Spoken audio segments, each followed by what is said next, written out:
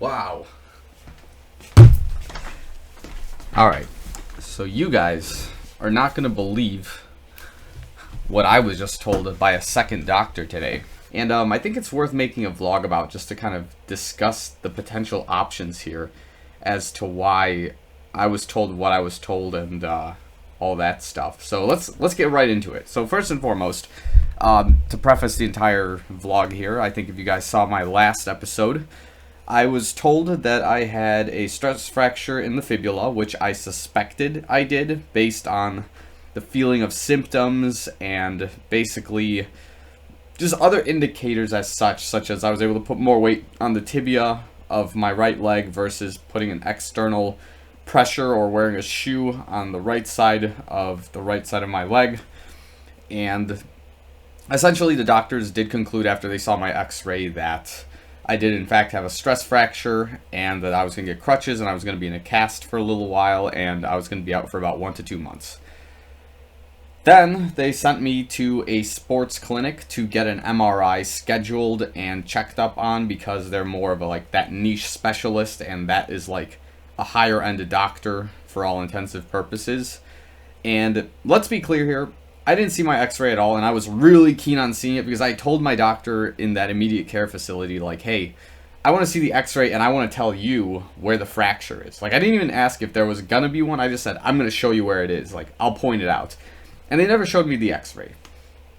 So we fast forward 48 hours later, I'm still not running.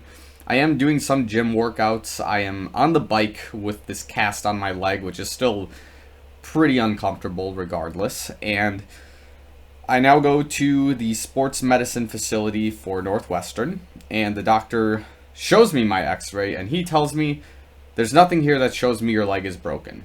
And we're both looking at it well, wait a minute, what do you mean? They told me in this other facility that these are where the stress fractures are, and if I decide to put up the x-ray, I will. I don't know if I will for this video.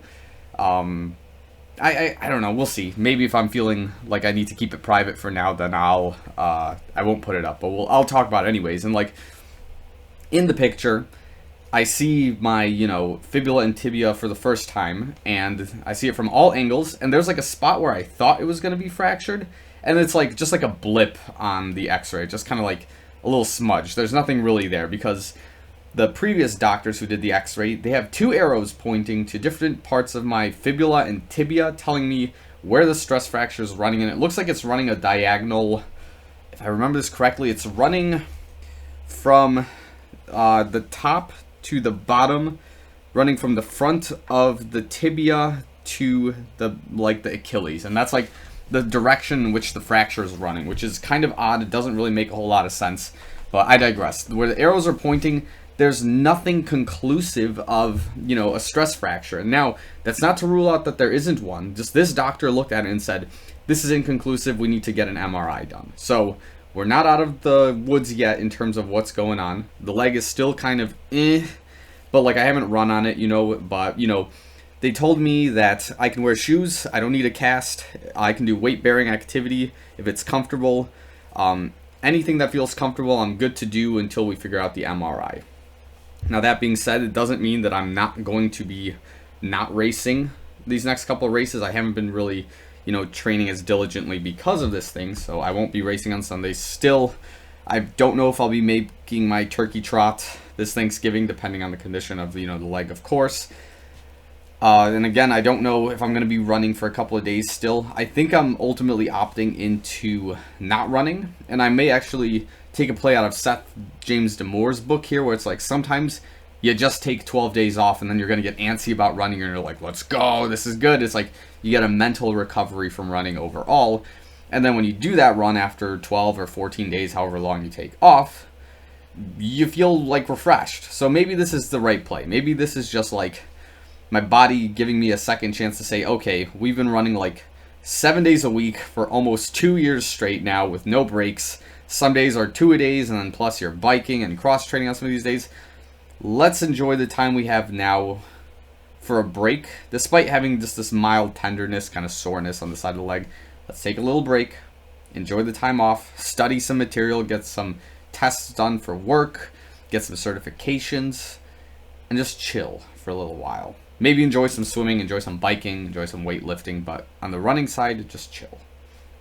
So essentially, I am due still for an MRI in about 2.5 weeks, which would be like fine, whatever. But now the reason the x-ray stuff is kind of interesting to me is because, again, I'll tell you this fun story. When I broke my third metatarsal on my left foot, when I got the x-ray like 24 hours after it happened, nothing was conclusive. Why? Because the fracture just happened, and the body takes a little bit of time to start like calcifying the area that's broken, and you'll see it as like this the only way I can describe it is like it develops like an oval shape around the bone because the blood is forcing all the calcium and beginning to like create this kind of like ball of, I guess, like, you know, some kind of genetic material to start protecting the bone and making the bone stronger in this particular area.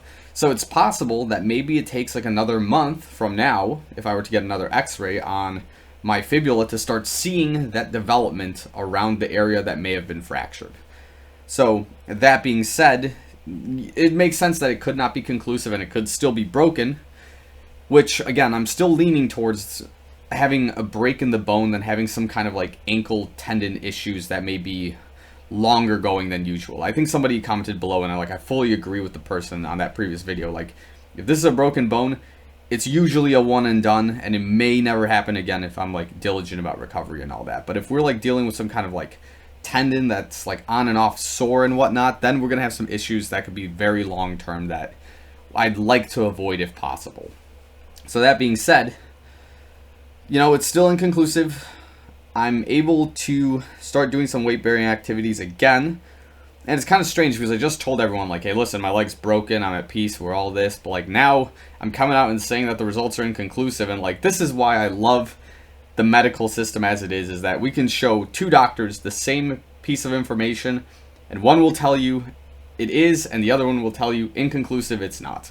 And that's just why I love it, unironically, I suppose, because if it was all just this easy to conclude something like that, if it was just, you know, the smoking gun where even I could look at it and determine it was a stress fracture, then, you know, why would we need the doctor system? I could just, like, you know, do it myself if I had like access to an x-ray and whatnot. So that's my update for now in terms of this injury. Again, we are still day 9 of experiencing the extreme symptoms of the said injury when I decided to take a break and whatnot.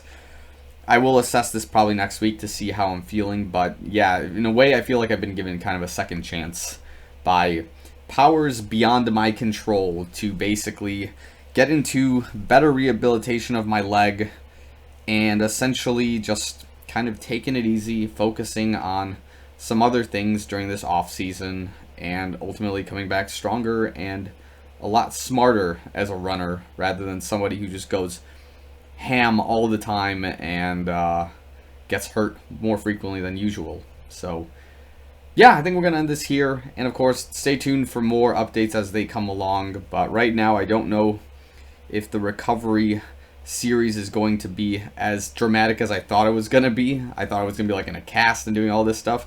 I guess I don't need to be in a cast and I don't need crutches, so it's going to be a very odd recovery season. But yeah, I'm going to end the video here. Thanks so much for watching, guys, and I'll see you guys in the next one.